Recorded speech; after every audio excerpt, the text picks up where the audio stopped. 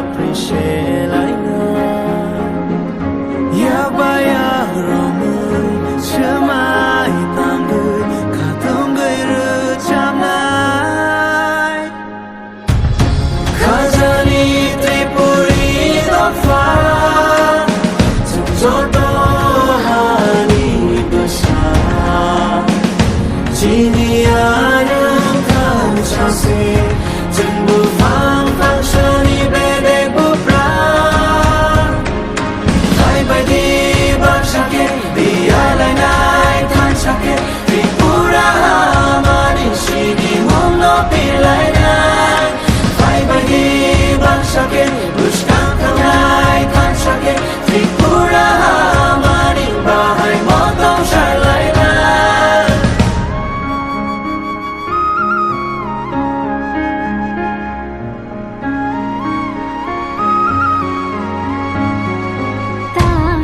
Kiri horo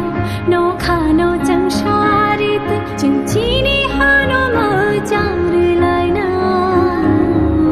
chuki chi ham jamate chobalai ma bai chini hamano ko chori laina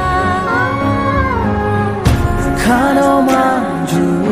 ke bengu no no dinani bagi appreciate laina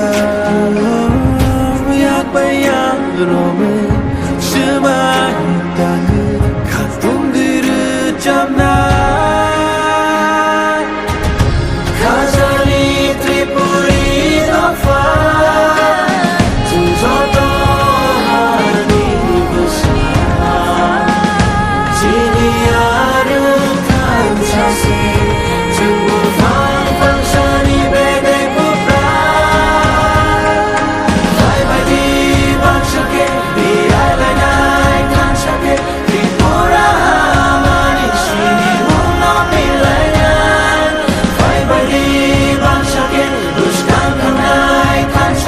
Tripura